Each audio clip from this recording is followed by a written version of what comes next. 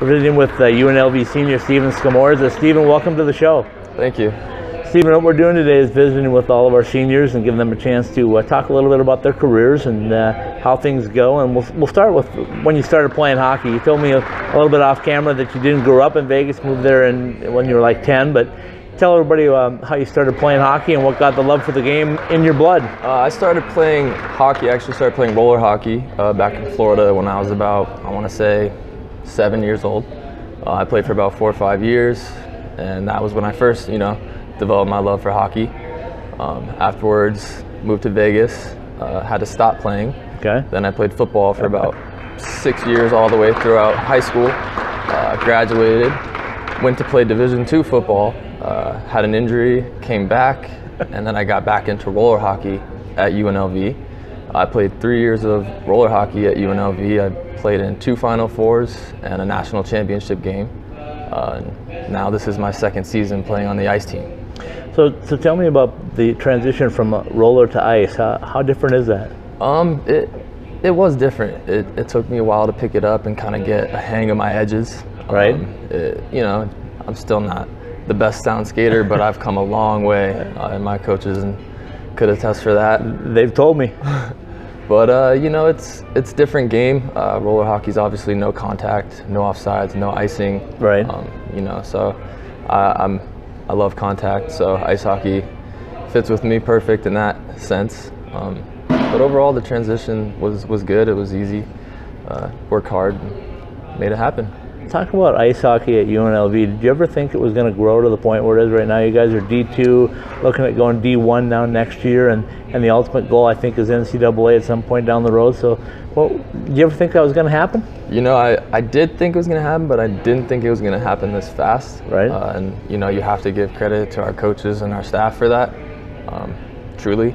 I've been a part of UNLV hockey in a whole for 4 years now, and a lot of the guys that I played roller with played ice before I ever played ice. Right. And they told me stories about, back in the day, the ice team 3-4 years ago, and how they would barely win games and they'd barely have enough guys. And it's just incredible to see how fast it's changed and how this program has turned around. We're bringing in guys from Canada, guys from Sweden, and it's guys from out of state. It's crazy to think that kids want to come here and get an education at UNLV and be a part of this hockey program as hockey is starting to really grow in Las Vegas. So let's talk about this year in particular. You guys were the first team in college hockey to get 20 wins. Now you're competing for a shot at a national championship at the D2 level. So tell me what that would mean for your program and to you specifically to win a national championship. Winning 20 games, being the first team to do that was a great accomplishment. The boys just really gelled. A lot of guys hadn't played together, but coaches did a good job putting lines together and solid goaltending all throughout. To win a championship on this team, it would mean, for me personally as an athlete, it would be the best way you could end going out. There's no other way. Being able to say that you've accomplished that and part of that team would be something really special. The D1 transition is really good, and I'm excited for the future of this team. Them practicing out of the new facility next year, there's going to be some big things coming. So I talked to all of our seniors about the future that you can see. If you had a crystal ball, what do you think this is going to look like in 10 years? In 10 years, I think that UNLV is going to be a Division I NCAA team. I think that it'll happen, fingers crossed, hopefully before that. I know that that's the plan that our staff has. That's the end goal. Obviously there's a lot of work to put in and a lot of players that need to come here and a lot of different things that need to happen. But with Title IX and whatnot, that's kind of what everyone's working towards, is to get a women's lacrosse team at UNLV so we could add the men's ice hockey team. Right. And I think it's going to happen in 5 years or less. I'm pretty confident about it. So next year you're going to be gone, but the guys are going to be moving to that new facility we talked about. So how big is that to have that finally? The Ice Center is great for you guys, and Sobeys Ice has been real good for you guys. But to have your own place, your own locker room, and an NHL facility, what does that mean? It's going to be incredible for the boys. I'm excited. It's going to be a great way to market new players as well. Obviously, top guys now know that there's an NHL team in Las Vegas. Right. So why not come out and play competitive D1 hockey, get an education while pursuing your dream of playing in the NHL, because Vegas is becoming a hockey town. Right. And, you know, I think that having your own barn is just fresh, brand new barn is just going to be, it's going to be something special. And I'm really excited for those guys.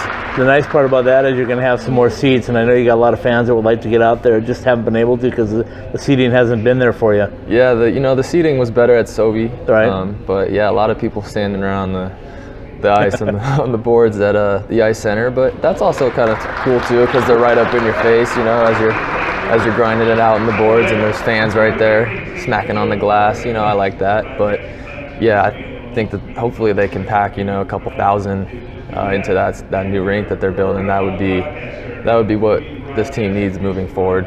So as we're talking, we're on the eve of your trip to the regionals, and I know you guys are a little disappointed you didn't get the auto bid, but maybe a little blessing in disguise. You get a chance to keep playing and keep competing. So how are you guys taking this weekend? Yeah, I mean, you know, me personally as a player and the boys in the locker room, I don't think that we're, you know, hanging our heads over it or anything. You know, it's kind of just how it goes. And yeah, an auto bid would have been nice, but at the same time, I don't think that we need a month off, because when we had a month off coming back from winter break, we had a slump at the start, you know what I mean? And I think it's better to keep the wheels going, to keep the practices going, you know, keep the workouts going.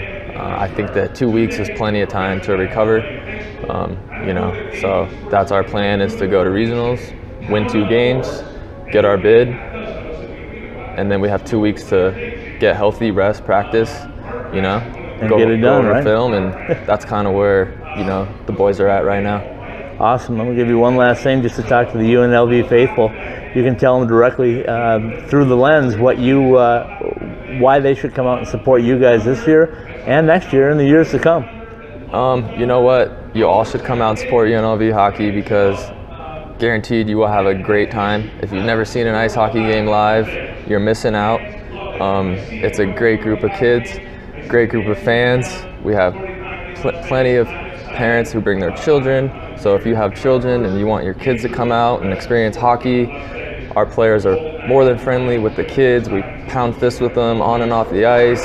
You know, it's a fun time, and I know that the players really, really appreciate the support, especially from the Vegas locals. Steven, I appreciate your time. Good luck this weekend, and better luck in the national tournament in Columbus. Thank you so much. I appreciate it.